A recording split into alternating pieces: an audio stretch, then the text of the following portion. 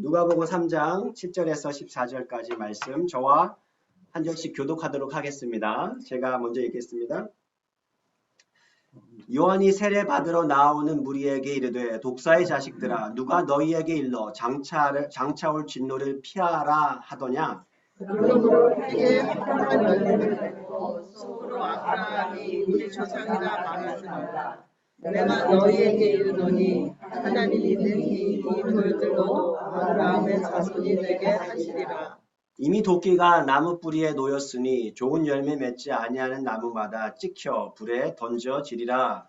우리가 물으리되 그러나 무엇을 하리까? 대답하여 이르되 옷 두 벌 있는 자는 옷 없는 자에게 나눠줄 것이요 먹을 것이 있는 자도 그렇게 할 것이니라 하고 세리들도 세례를 받고자 하여 와서 이르되 선생이여 우리는 무엇을 하리까 하매 이르되 부과된 것 외에는 거두지 말라 하고 우리도 이르되 우리는 무엇을 하리까 하매 이르되 사람에게서 강탈하지 말며 거짓으로 고발하지 말고 받는 급료를 족한 줄로 알라 하리라. 아멘. 네, 오늘은 우리 요한에 대해서 사도 요한이 아니라 세례 요한에 대해서 함께 살펴보기를 원하는데요. 그 세례 요한이 누구죠? 사가랴의 아들. 네, 사가랴의 아들. 또 예수님의 사촌 형이요? 네, 예수님의 길을 예비한 자. 또 예수님의 사촌. 네, 네 먼저 태어났죠.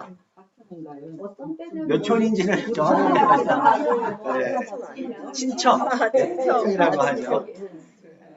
좋습니다. 또 뭐에 대해서 알고 있죠? 세례 요한에 대해서. 광야에 외치는 자. 광야에 외치는 자. 있지 않습니까?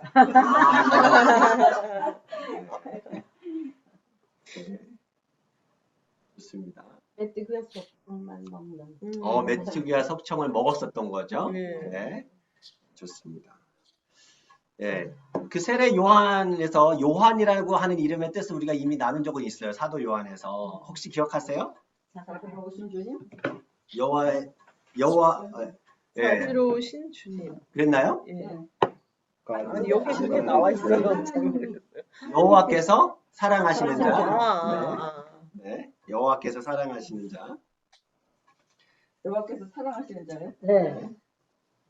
네, 이렇게 좋습니다. 하나님의 사랑을 받은 사람인데 그 이름의 뜻이 그 우리가 알고 있는 세례 요한에 대해서 우리가 지금 잠깐 나눴는데 여러분 혹시 이것은 아셨는가 모르겠어요. 그 세례 요한은요 한 번도 하지 않은 게 있어요. 그런 안 했을 것 같아요. 네. 성경에 나와 있는 걸로 얘기했을 때, 네.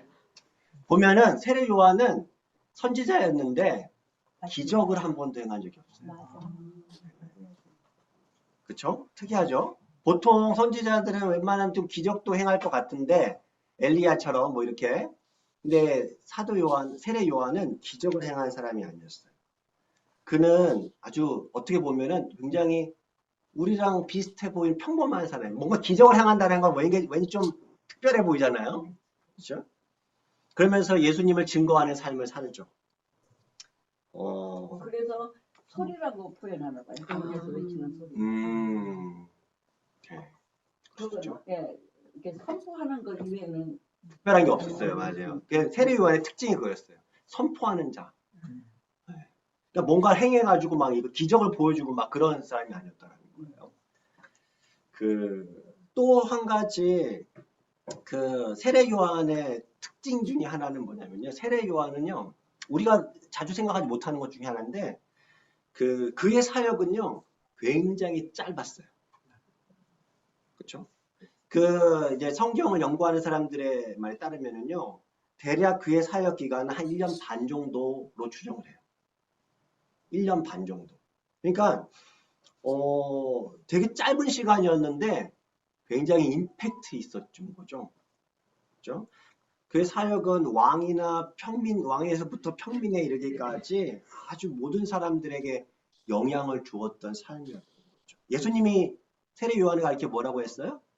여자가 낳은 자 중에 가장 크다. 세례 요한보다 큰 자가 없다. 강자라고 했습니다.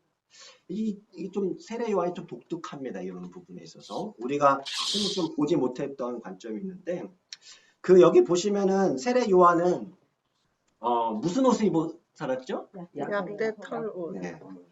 자, 근데 세례 요한이 입을 수 있었던 옷도 있죠. 원래는 무슨 옷을 입을 수 있었죠? 네, 제사장의 옷인데 제사장의 옷을 보통 뭐라고 합니까? 에봇이라고 보통 하죠. 제사장이 입는 옷을. 그러니까 에봇을 입을 수 있었는데 세례 요한은 약대 털옷을 입었어요.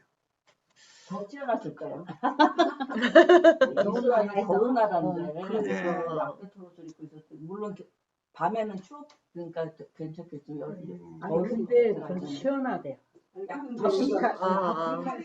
같이 뜨거우니까. 또 그런 것도 있네요. 맞아요.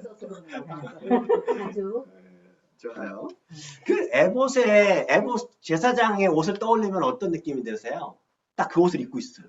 거룩해 보이고 화려해 보이고 그렇죠. 사람들이 딱 저 에봇을 입은 제사장의 옷을 보면 어때요? 그냥 존경스러운 그 당시에는 진짜 더 그랬죠. 그렇죠? 그러니까 그러한 모습이었는데 약대 털옷을 입은 사람 어떤 것 같아요? 사냥꾼. 사냥 같아요. 그렇죠? 거칠어 보여요. 맞아. 그리고 이게 사실 약대 털옷은 그 당시에 이게 유목민들이 입을 수 있었던 그런 거치고 값싼 옷이라고 이렇게 얘기를 하죠. 참 특이한 부분이에요. 그러니까 거칠고 말끔하지 못했지만 에봇을 입은 화려한 옷을 입은 제사장의 모습은 아니었는데 그렇게 거칠고 되게 허름해 보이고 하는 그 모습에서 나오는 말들을 사람들은 경청했다라는 사실이에요. 백성들의 마음을 회개시키도록 촉구했어요. 사람들을 감동시켰던 거죠. 왜 사람들은 그런 사람의 말에 매혹이 될 수 있었을까요? 네. 그런데 그거 네. 사도요원이다. 세례 요한. 그 말씀을 전할 때 있잖아. 그 말씀에 있잖아. authority. 네. 그게 많이 있었을 거예요. 그래야 모든 사람들이 심지어 서기관들도 그러니까 authority가 어떻게 생겼을까요? 하나님께 주시는 거죠. 우리 하나님께서. 일에 평범한 사람들도 있잖아. 이래 보면은 조금 하잖아요. 말을 많이 한다고 그게 나타나는 게 아니지. 그렇죠. 왜 은혜 받은 사람들 네. 산에서 이렇게 내려올 땐 빛이 환하게 보이네.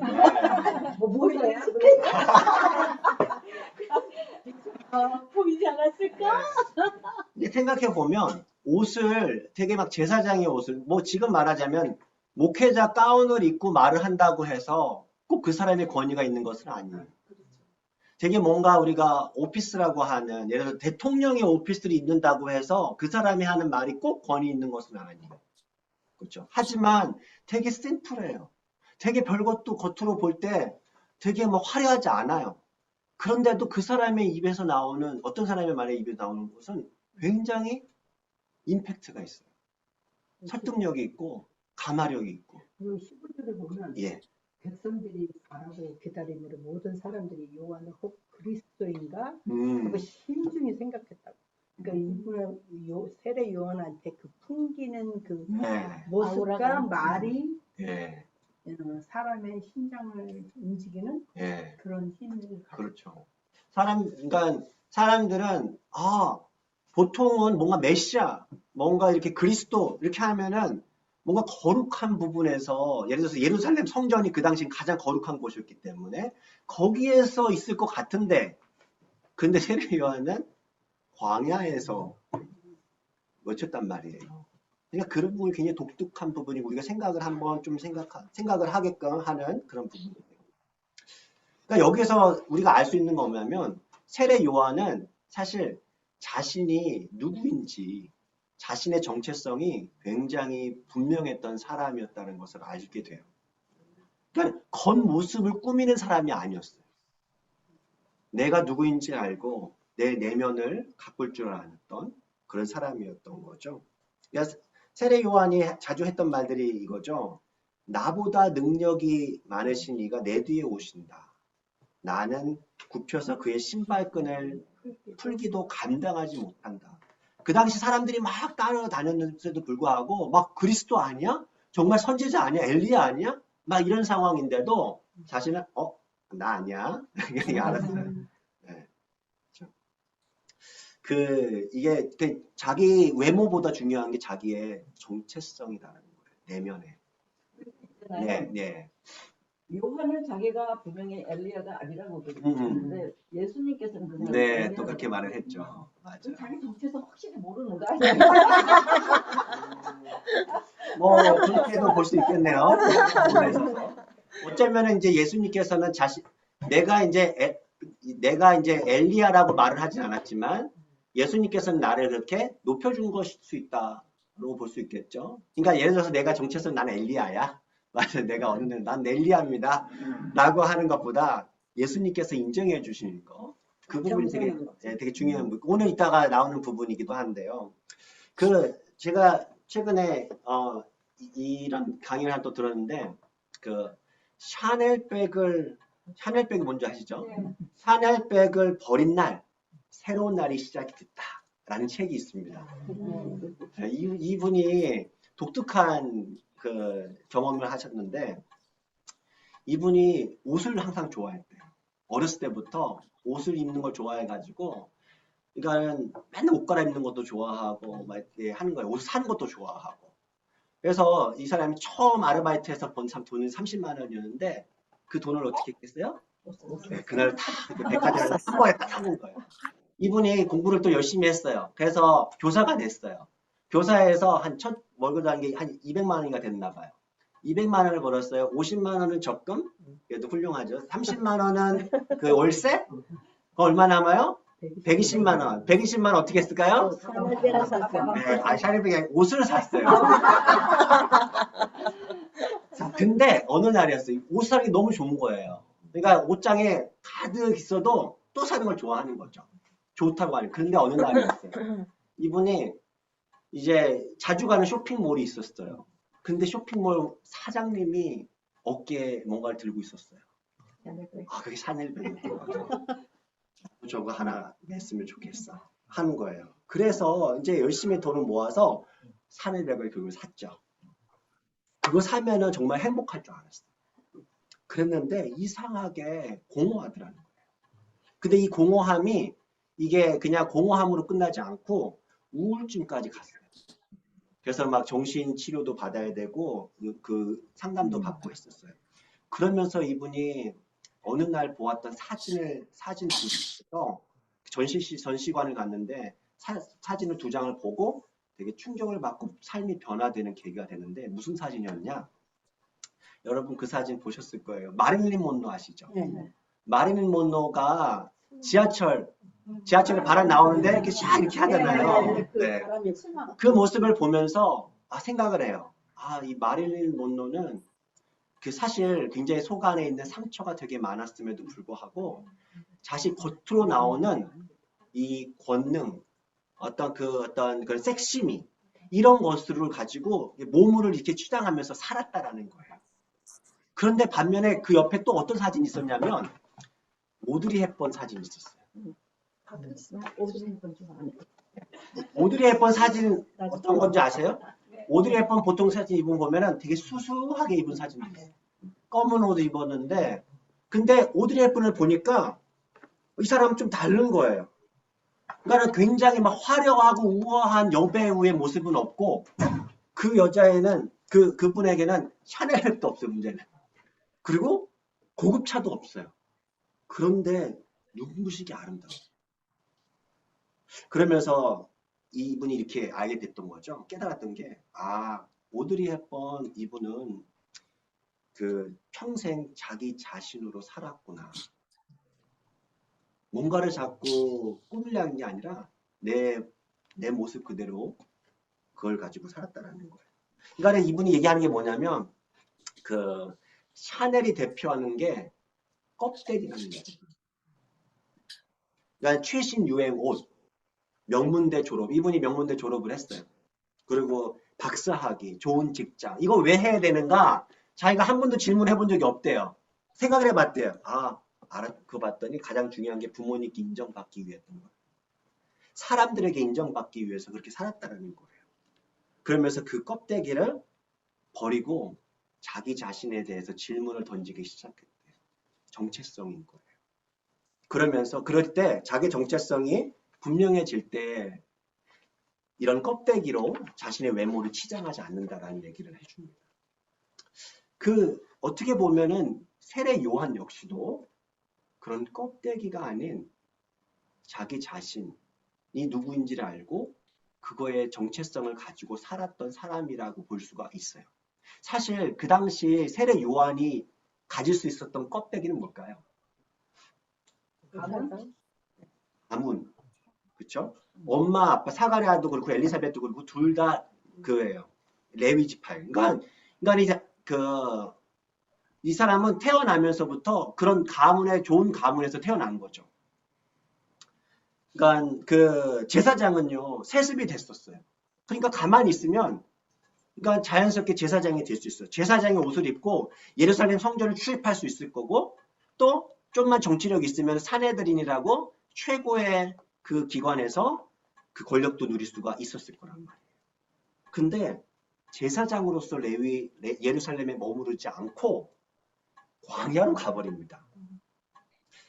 하나님의 말씀을 선포하고 세례를 베푸는 사람. 우리가 이 질문을 한번 던져보죠. 왜 예루살렘 성전을 떠나서 광야로 갔을까요? 광야에 뭐가 있길래? 조용해서. 네. 광야는 조용한 곳이에요. 또 왜 광야로 갔을까요? 이게 뭐 답이 있는 건 아니지만 우리가 추론해 보자는 거예요. 광야에서 하나님을 만날 수 있어요. 하나님의 음성을 들을 수 있고 왜냐하면은 거기는 시끄러운 그런 세상적인 그런 것에서 떠난 저기잖아요. 물론 그래서 뭐 뭐라 그러지? 그 스님들이 다 뭐 버리고 산속으로 것도 있겠지만은 그 광야라는 우리 삶에서도 어떤 광야의 그 삶에 했을 때 하나님을 만날 수 있는 기회가 되는 것 같거든요. 물론 여기 세례 요한은 그런 나의 삶의 광야보다도 어떤 정말 광야로 나가서 저기 했지만 바로 그런 세상을 떠난 조용한 곳을 하나님을 가장 만날 수 있는 그런 제일 좋은 곳이 아니었나. 물론 뭐 성전에서도 할 수 있지만 지금 목사님이 말씀하신 것처럼 어떤 자기 자신 껍데기를 벗어버린 자기 가장 내면의 그런 모습과 또 그렇게 그거를 가지고 하나님 만날 수 있는 가장 좋은 장소가 아니었을까. 네. 저는 저 유혹 같은 게 있잖아요. 사람이 많이 모이면 또 보고 안 보고 네. 모이고 또 들으면 사람이 유혹이 될 수가 있잖아요. 그래서 광야를 나가서 사람을 떠나서 광야에서 살았다고 생각해요. 네. 저는 그래요. 뭐 조용하게 뭐 기도하고 뭐 그러려고 광야 간 게 아니라 들을 게 없는 사람들은 내가 이 무리에게 그냥 여기서도 이렇게 공중에라는 미물이냐 뭐 여기 거기서도 외치겠다 이런 심정이 아니었나. 근데 목사님께서 여기 답을 주셨는데요. 누가복음 3장 4절에. 4절에 있죠. 요한이 요단복음 네, 선지자 이사야의 책에 쓴 바 광야에 외치는 이자의 소리가 있어 가로되 너희는 주의 길을 예비하라 그의 첩경을 평탄케 하라. 성경의 말씀을 이루게 위하여 예언의 말씀을 이루게 위하여 아닐까요? 그러니까 사실 세례 요한이 하나님의 말씀을 성취하는 부분이었던 거기도 해요. 분명한 거는요. 네. 그리고 이제 그러니까 근데 일단 광야라고 하는 그 상징적인 의미를 우리가 좀 더 생각해 볼 필요는 있어요. 그러니까 광야는요, 그 히브리 말로 우리가 들어봤어요. 미드바르라고 해요. 근데 이 광야라고 하는 이 미드바르가 어디서 왔는가? 이 동사형이 뭐냐면 다바르라고 해요. 히브리 말로. 다바르 이게 뭐냐면요, 말씀하다라는 뜻이에요. 이게 뭐냐면 미드바르라고 하는 광야와 한번 설교할 때. 예, 맞아요. 그러니까 다바르라고 하는 말씀마다가 말씀 같이 가운데로. 있어요. 특이하죠. 그러니까 유대인들에게 있어서 광야는요, 하나님의 음성이 있는 곳이다라는 것을 알고 있었어요. 그러니까 거친 장소고요, 힘든 장소예요. 근데 반대로 하나님의 말씀을 깊이 들을 수 있는 그러한 장소이기도 한다라는 거예요.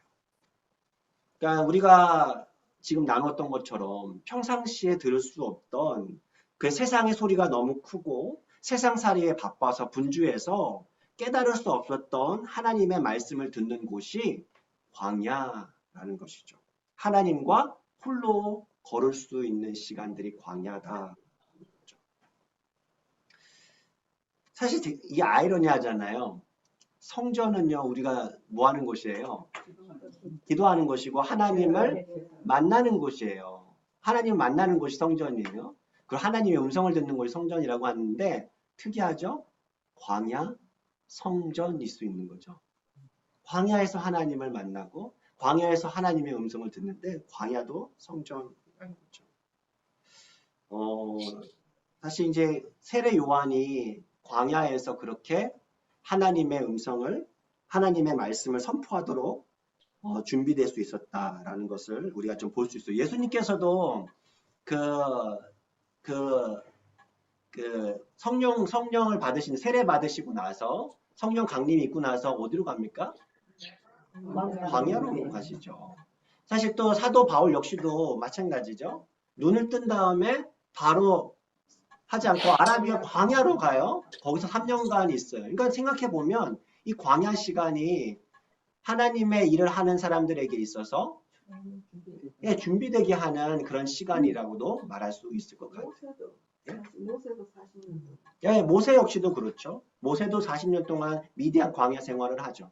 그리고 광야 생활에서 무엇을 하는지는 우리가 딱 익히 알고 있죠.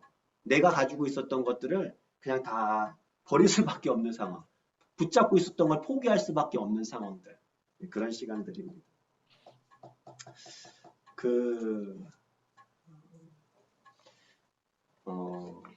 그런 부분들을 봤을 때 세례 요한은 예루살렘의 당대 막강 종교 권력의 상징인 제사장이 아니라 광야에 외치는 소리로 그렇게 살았어요. 그의 말을 사람들은 귀담아 들었어요. 세례받기 위해 사람들이 몰려왔댔죠. 지위 고하를 막론하고 몰려왔어요. 영향력이 있었다라는 것입니다. 저는 그러면서 이런 생각을 해봤어요. 세례 요한에게 있어서의 그 영향력, 아까 말씀드렸던 권위, 그러니까 이건 다르게 말하면 그 신앙인으로서 어떻게 참된 신앙인의 삶을 살아가야 되는 것인가 라는 것을 보여준다고 생각을 했어요. 그러면서 어떤 한 세 가지 점을 제가 한번 세례 요한의 삶을 통해서 발견하는데요. 어떻게 이렇게 영향력 있는 삶을 살았을까? 라고 했을 때 첫 번째는 뭐 하는 대로 살아가는 사람? 말하는 대로 살아가는 사람이었다.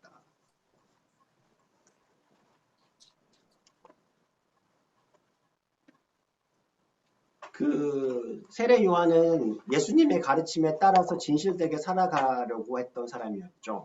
뭐 당연한 부분이죠. 그러니까 껍데기를 자꾸 씌우려고 하는 사람이 아니라 자신의 어떤 내면에 있는 자신이 누군지를 알고 그 점에 관심 있게 그 점을 키우며 살았던 사람이에요. 사람들은요, 그 안에 있는 예수님을 보았을 것 같은 생각이 들었어요. 실제 세례 요한이 외쳤던 오늘 읽었던 본문의 말씀, 그 본문의 말씀을 보면은 결국엔 뭐 하라는 거예요? 회개하라. 결국에는 회개하라는 건데 이걸 또 아까 다른 말로 아까 말한 껍데기를 해보면 너희가 가지고 있는 껍데기를 버리라 라는 외침이에요. 무슨 껍데기를 갖고 있었죠? 이스라엘 백성들이 그 당시? 무슨 껍데기예요?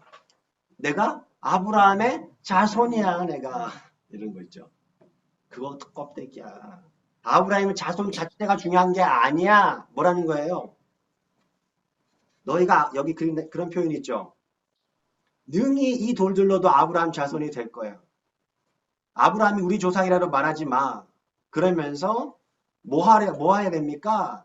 결국에는 어떤 아브라함의 자손으로서 살아가는 게 중요한 거죠.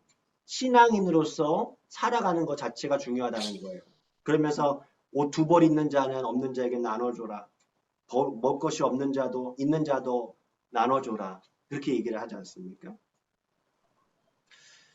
그러니까 이 회개하다라고 한 그 말에 대해서 우리가 조금 더 같이 살펴보면 좋겠는데요. 회개하다가 뭐예요, 결국은?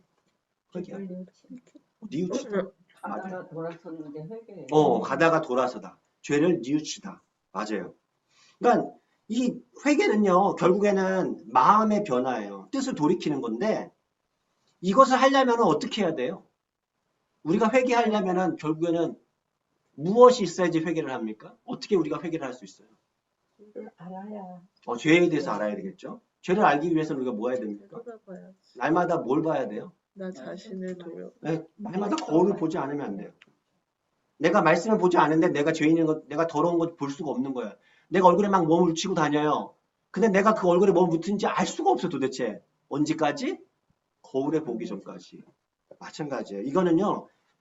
회개하라라는 얘기에는요. 계속해서 내 자신을 말씀의 거울로 들여다보라라는 얘기예요. 이 얘기는 또 다른 말로 이렇게 응용할 수도 있는데요. 뭐냐면 나를 보라, 너를 보라. 나를 보는 거예요. 회개하는 삶의 핵심 중에 하나는요. 저 사람을 보는 게 아니라 나를 보는 거예요. 이 거울 갖고 자 한번 봐. 이게 아니라 이렇게 해야 되는 거예요. 그렇죠? 이게 만약에 되지 않으면은요. 이게 자꾸 내 자신을 안 보고 자꾸 이렇게만 하면은요. 우리는 뭐를 자꾸 뒤집어 쓰는 사람이 합니까? 네, 껍데기를 자꾸 뒤집어 쓰는 사람. 뭐 돈, 뭐 명예. 우리 자꾸 치장하면서 자랑하고 싶어지죠. 네. 그러니까 이 회개가 되지 않을 때, 그러니까 내 자신을 자꾸 바라보는 것이 되지 않을 때, 우리는 자꾸 타인을 비난해요. 네. 정죄하고. 네, 타인을 정죄하죠. 저 사람이 문제야. 자꾸 이렇게. 그러니까 기독 신앙은요, 우리가 예수 믿는 이 크리스찬리티 혹은 기독 신앙은요, 처음과 마지막이 이 철저한 이 회개입니다. 이 회개라는 말을 그 헬라 말로 메타노이아라고도 써요. 그래서 들어보셔서 어떤 강의 되면 메타노이아라는 걸 써요. 메타노이아. 이게 뭐냐면은요, 이제 그 그리스에서 군사들이 행진을 해요. 행진하는데 이 옆에서 지휘관이 이제 그만해서 뒤로 돌아가 하면서 영어로는 about face 이러거든요. 뒤돌아가 이러고 한국말로는 그리스 말로는 메타노이아예요. 그렇죠? 뒤로 돌아오는 거예요. 그러면 온 부대원이 즉시로 뒤로 도는 거예요. 그러니까 마찬가지로 시시때때로 내 삶을 하나님께로 이게 마음과 생각과 뜻을 돌이키는 것, 이게 바로 회개, 메타노이아라는 것입니다.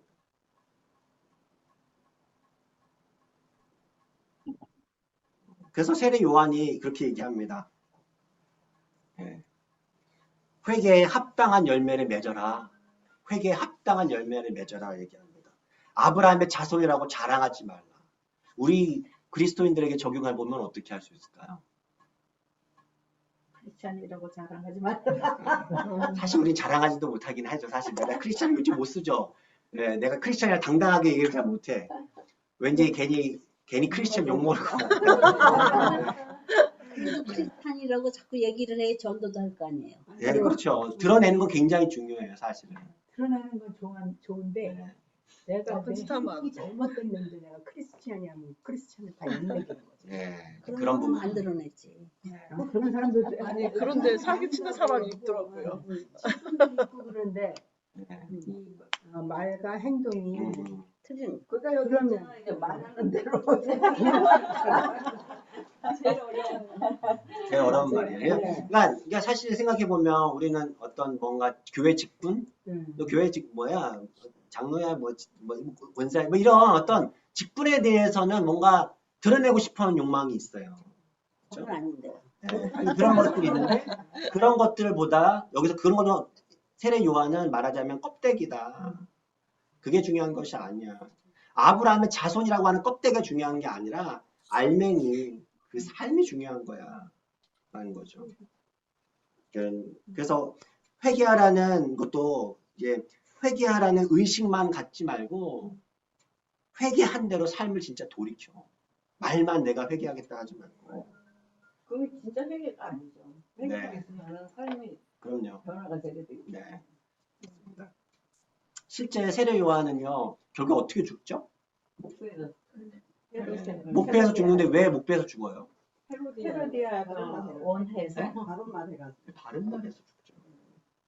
이게 사실 되게 무서운 이게 쉽지 않은 모습이죠. 그러니까 정의였어요.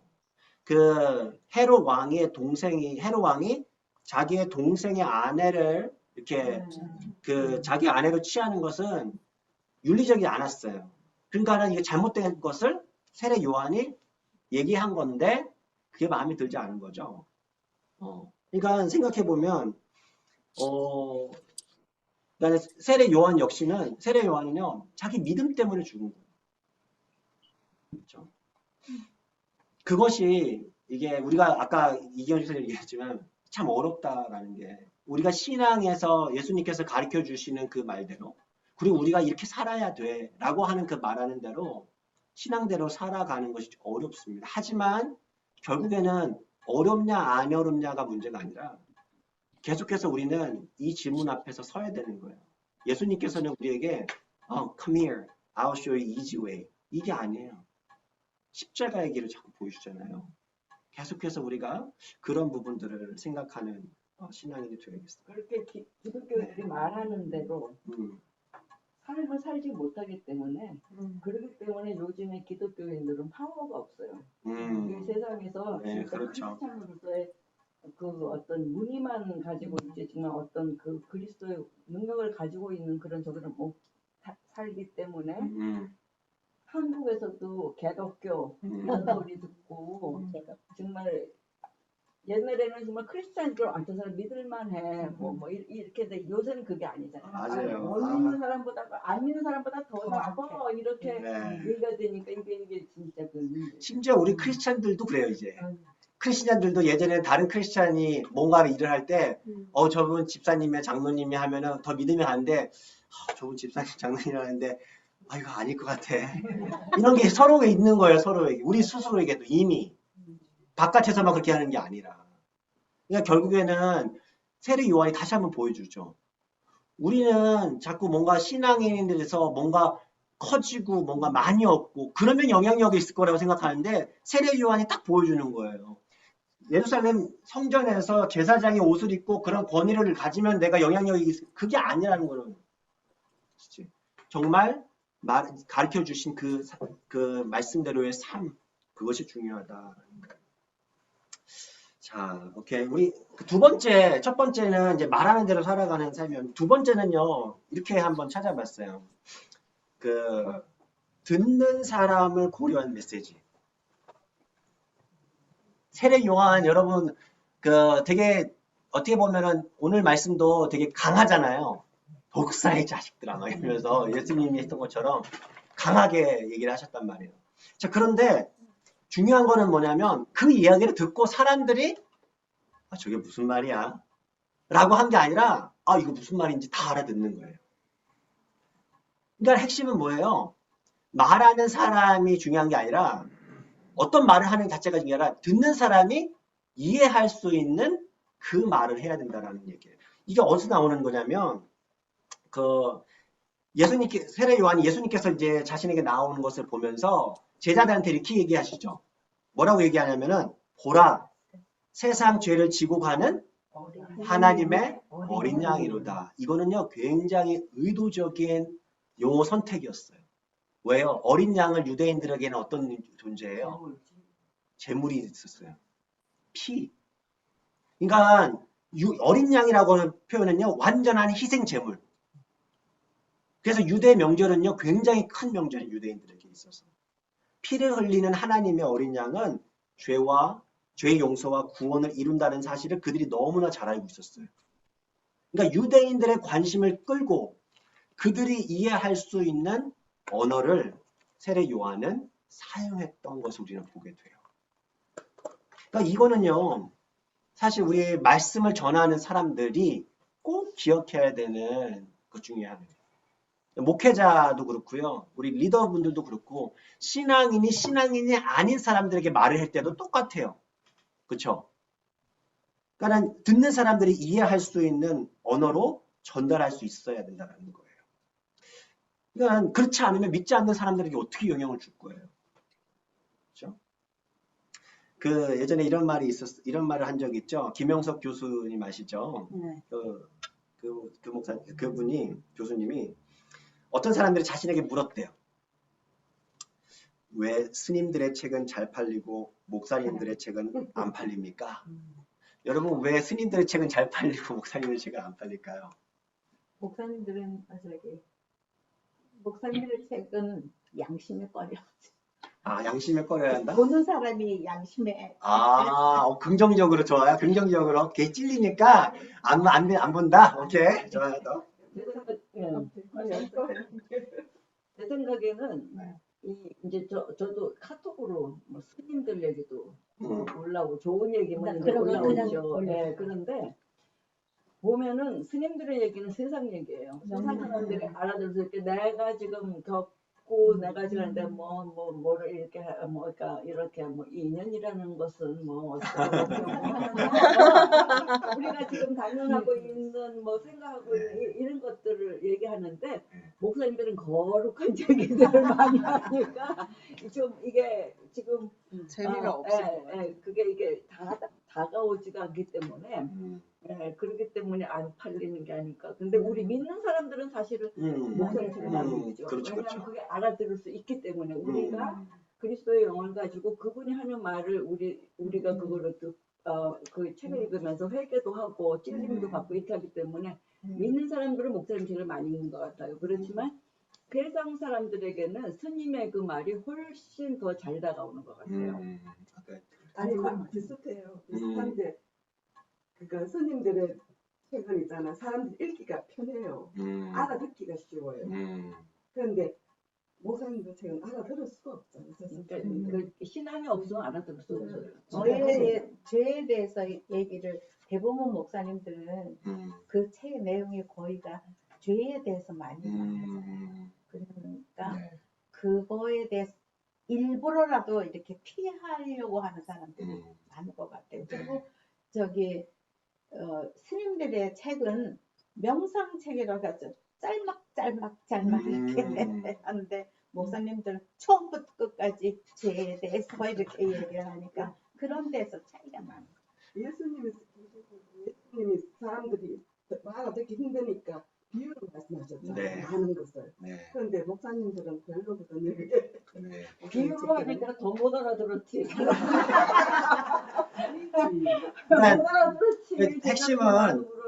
핵심은 사실 그러니까 아까 지금 말한 것처럼 스님들은 보통 인생에 대해서 얘기를 많이 한다는 거예요. 그래서 이분이 그렇게 얘기했대요. 스님은 인생을 얘기하지만 목사님은 교리를 이야기하기 때문입니다. 그러니까 그러면서 이렇게 얘기를 합니다. 우리는 다름에 대한 존중이 부족합니다. 종교가 다르다고 무시하고 교파가 다르다고 배척합니다. 우리는 세상을 향해 교회와 교리를 넘어 인류와 역사를 위한 진리를 가지고 있음을 보여줘야 합니다. 일리가 있지 않습니까? 우리 교회는요, 예를 청년 선교할 때도 아주 비슷한 게 일어나요. 청년들 선교하려고 하기 위해서 이렇게 한다고 하잖아요. 청년들 막 그 시끄러운 음악도 좋아하고 막 그렇게 빠르는 거 좋아하니까 그렇게 큰 스피커 갖다 놓고 그런 어떤 유명한 찬양단에서 하지만 그곳에 누가 주로 참여한 줄 아세요? 그런 그 집회 주로 크리스찬들만 와요. 크리스찬들은 되게 좋아해요, 사실은. 있어야 돼요, 사실. 크리스찬들을 위해서라도. 그런데 전도를 목적으로 한 행사라는 거예요, 그게. 그러면 퀘스천을 해봐야 된다는 거죠. 그러니까 마찬가지. 그러니까 책을 많이 팔아야 된다는 얘기가 아니라 지금 이거는 인기가 있는 종교가 꼭 되자는 것도 아니에요. 저는 세상을 향해서 우리가 말하는 진리, 예수님의 그 가르침이 알아들려질 수 있도록 소통할 수 있느냐라는 그 질문을 우리가 던지는 거예요. 예전에는 노래 잘하면 항상 뭐가 돼야 돼요? 네, 크리스찬들 중에 성가 되라, CCM 가수 되라 이렇게 해요. 근데 요즘에 좀 많이 바뀌긴 있어요, 그렇죠? 크리스찬 래퍼도 나오고, 그런 뭐 악뮤 같은 그런 친구들은 선교사님 자녀들이고 굉장히 제가 볼 때는 신앙이 있는 것 같은데 보면은 그렇게 크리스찬 대중 가수로도 또 지내고 또 목사님의 아들인 우리 이승효 씨는 이재철 목사님 아들 이승효 씨도 열심히 대중 가수로 이렇게 하고 있죠. 네. 그러니까 뭐냐면은 그러니까 세상이 물론 그들이 그 모든 메시지 속에서 노래 속에서 크리스찬 메시지를 넣는다라기보다도 세상에 알아들 수 있는 언어로 다가가야 된다라는 거. 그들에게 그리스도의 가르침을 이야기하고 보여주고 삶과 역사에 대한 진리를 들려줄 수 있어야 된다라는 것을 우리 세례 요한을 통해서 한번 다시 기억해 보면 좋을 것 같아요. 실제 우리 그 교회 안에서 세교들이 오잖아요. 신앙이 없는 사람들. 실제 어떻게 보면은 대학생들 좀 보면은 지금도 있어요. 교회는 나오는데 겉으로 보면은 신앙이 있어 보이네 라고 할 수 있지만 다 찾고 있는 사람들이 많아요. 긴가민가하는 사람들. 그런 분들에게 뭐 세례, 영접, 구원, 은혜, 성자 뭔가 기독교적인 용어들로만 쫙 설명을 하잖아요. 그러면은요 되게 어려워요. 그게 뭐지? 이런 거예요. 네. 그래서 우리 먼저 믿었던 사람들이 그들에게 그들의 언어로 그들의 눈높이로 낮아지는 것이 굉장히 중요하다. 그 세 번째로 우리 좀 넘어갈게요. 세 번째는요. 이거는 우리가 잘 아는 예수님을 높이고 자신을 낮추는 겸손이죠. 우리가 잘 아는 스토리죠. 세례 요한하고 제자들이 가고 있을 때 예수님이 등장하시니까 어떻게 돼요? 사람들이 우리한테 오지 않고 저 예수님 우리 쪽으로 가는 거예요. 세례 요한을 따랐던 사람의 입장에서는 어때요? 속상해요. 맞아요. 선생님 지금 이제 위기의식을 느끼는 거죠? 선생님 어떻게 합니까? 우리 사람들 다 저한테 쫓아왔다. 그래서 제자들이 이렇게 묻죠. 선생님, 사람들이 다 그에게로 가더이다. 이 말 속에는 이게 뭔가 위기의식과 이거 어떻게 합니까? 이제 우리 이제 망했다 뭐 예를 들면 그런지 모르겠어요. 근데 세례 요한이 어떻게 받아칩니까? 그 전에 이런 말을 또 하죠. 나 그리스도 아니야. 얘들아 정신 차려. 나는 그의 앞에 보내심을 받은 자야. 라는 거예요. 이게 바로 세례 요한이 가진 분명한 정체성이었다는 거예요. 제사장의 아들 혹은 인기 있는 강사, 권위 있는 스승, 뭐 위대한 세례자, 마치 엘리야 그리스도라 불려질 만큼 고귀한 영적인 아우라 그런 것은 사실 세례 요한에게 있어서는 다 껍데기였어요. 나는 예수님 전에 예수님을 오시기를 준비하는 그런 외치는 소리야. 그렇죠? 자신을 높이지 않고 예수님을 높입니다. 그래서 우리가 지금 말씀하신 것처럼 그는 흥하여야 하겠고 나는 쇠하여야 하리라. 여러분 이 세례 요한의 고백은 우리들을 자꾸 생각하게 하지 않습니까? 우리들은 신앙생활하면서 시시때때로 나는 예수님을 찬양하고 예수님께 예배하고 예수님 높인다고는 하는데 예수님보다 좀 내가 예수님 어차피 높여져 있는 분이고 나도 좀 높아지면 안 되나? 이게 이렇게 하면은 내 자신을 얘기하면은 우리가 가만히 계시지만 그런 분들 보신 적 없으세요? 이렇게 물어보면은 자기 스스로 높이려고 하는 분들 보신 적 없으세요? 많아요. 교회도 많아요. 보통 우리가 대화를 하다가 무슨 좋은 의견 가지고 얘기하다가도 은근슬쩍 자신을 드러내는 그런 그거는 사람들의 본성인 것 같고요.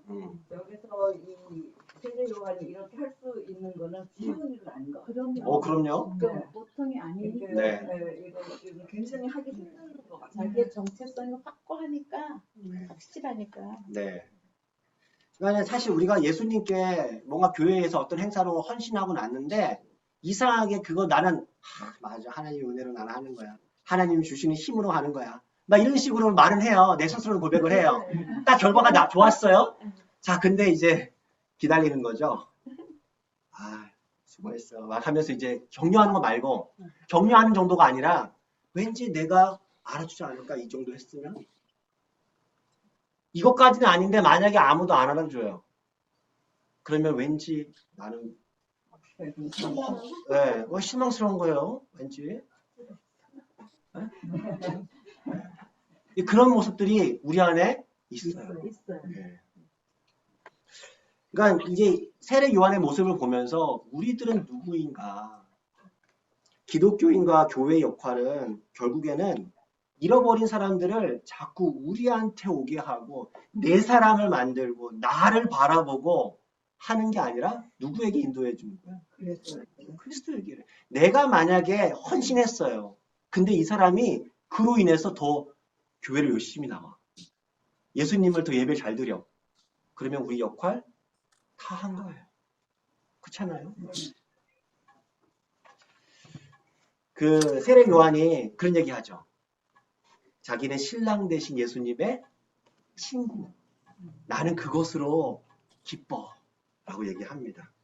그래 이렇게 얘기해요. The joy is mine. It is complete. 이래요. 그게 무슨 얘기예요? 그 조이가 기쁨이 충만하대요. 가득 찼대. 그래서 그 얘기는 뭐예요? 더 이상 나는 다른 기쁨이 필요하지 않아. 그 정도 그 기쁨이 나에게 충만해.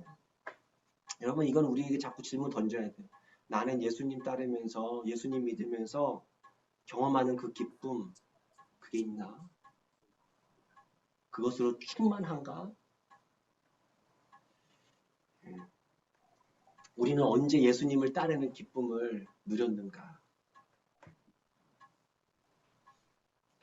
그 예수님께서 그 세례 요한에게 뭐라고 얘기합니까? 이 여자가 낳은 자 중에 가장 크다라고 얘기하잖아요. 여러분 크다의 기준이 뭐예요? 그러니까 예수님이 보셨던 기준. 높임. 높임? 예. 예. 세례 요한이 굉장히 높아졌나요? 아니. 세상적으로 볼 때? 맞아. 그러니까 예수님 볼 때 세례 요한을 생각해 보자는 거예요. 예수님 뭘 보고 세례 요한 크다고 하셨지? 우리가 볼 때는 세례 요한 되게 안 큰 사람. 우리 옆에 있는 사람 약대 털어 입고 막 이렇게 하는 사람 보세요. 뭐 이 사람이 세상 이제 불쌍해. 예수님 잘 믿는다고 하는데 굉장히 고생하네, 불쌍하네. 이렇게 하지 않겠어요?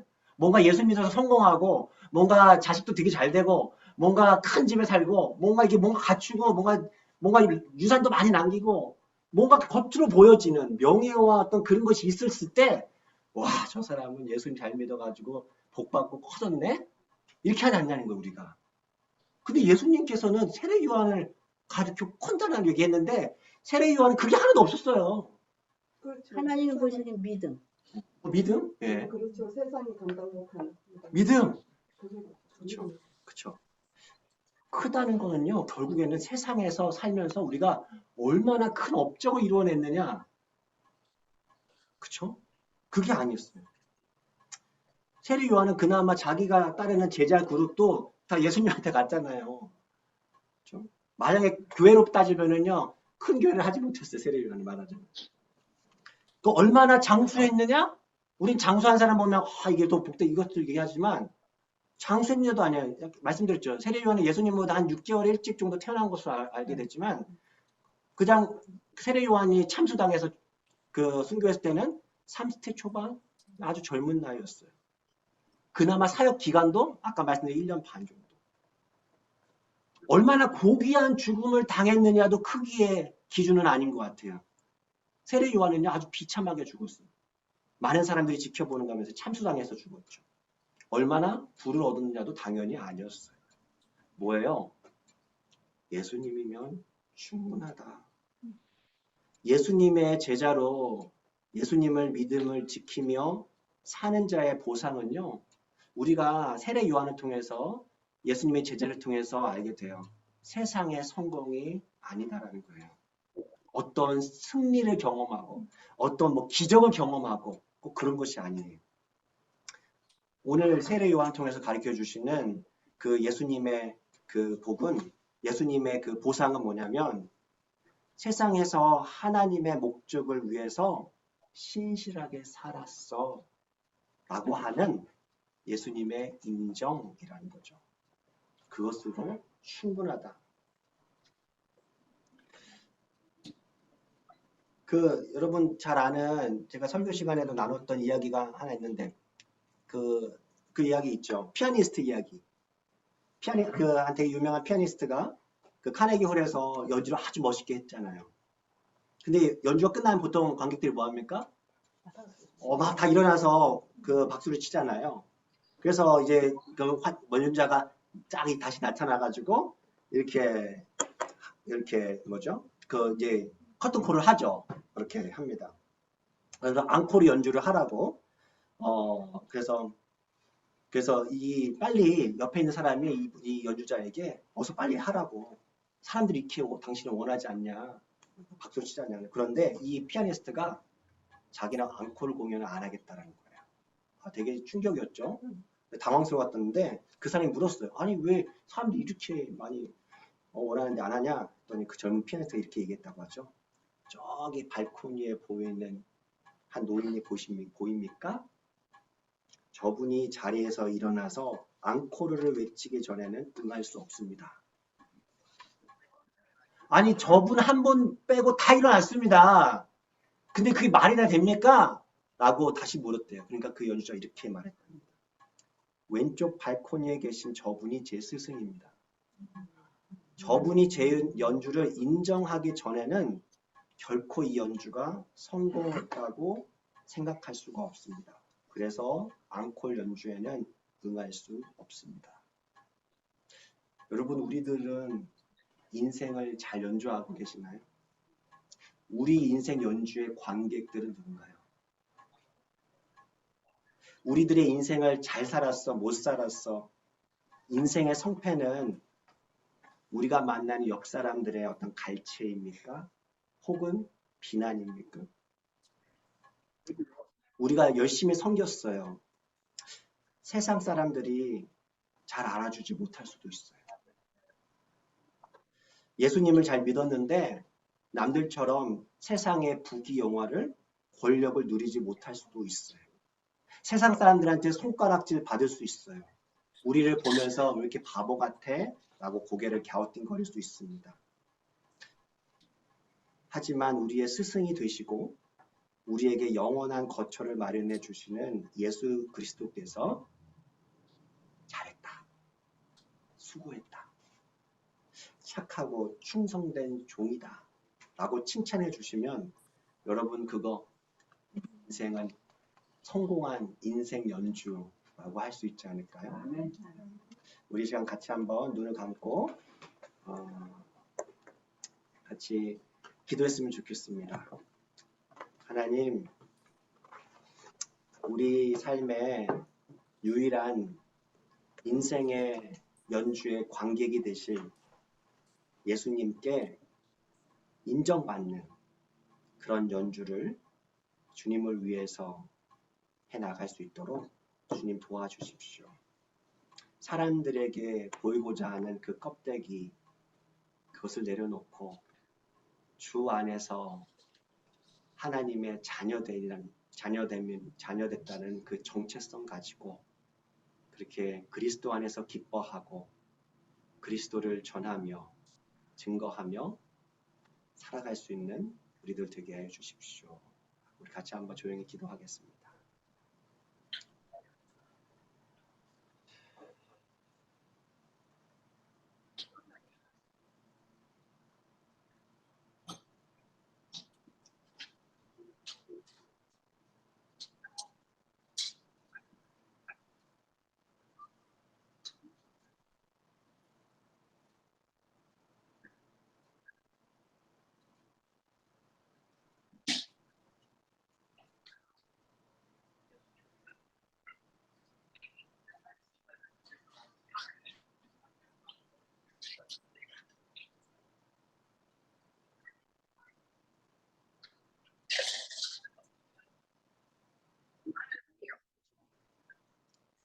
하나님 감사합니다. 우리를 사랑하여 주셔서 우리를 주님의 자녀라는 정체성 가지고 살아갈 수 있도록 하여 주시는 은혜 감사합니다. 우리가 만나는 사람들에게 잘 보이는 그런 삶이 아니라 우리 인생의 연주에 유일한 관객 되시는 주님을 향한 그런 신앙의 삶 살아갈 수 있도록 주님 도와주시옵소서. 내 자신을 날마다 주님의 말씀 앞에 비추어가며 내가 겉모습으로 겉으로 가지고 있는 모든 지위나 타이틀이나 모든 신앙인으로서의 경험이 아니라 날마다 주님 앞에 주님을 예배하는 자로서의 삶, 주님의 말씀대로 살아가는 그 종으로서의 삶, 그렇게 말하는 대로 주님의 말씀대로 살아가는 우리들 될 때 우리의 삶을 통하여서 주님이 드러나게 하여 주시고 세상에 주님을 알지 못하는 이들이 주님께로 나아갈 수 있는 그것이 우리의 기쁨이 될 수 있도록 주님께서 우리의 삶을 인도하여 주시옵소서. 이 모든 말씀 예수님의 이름으로 감사하며 기도드렸습니다. 하늘에 계신 우리 아버지여, 이름이 거룩히 여김을 받으시오며 나라의 임하옵시며 뜻이 하늘에서 이루어진 것 같이 땅에서도 이루어집니다. 우리에게 일용할 양식을 주옵시고 우리가 우리의 죄 지은 자를 사하여 준 것 같이 우리의 죄를 사하여 주옵시고 우리를 시험에 들게 하지 마옵시며 다만 악에서 구하옵소서. 나라와 권세와 영광이 아버지께 영원히 있사옵나이다. 아멘.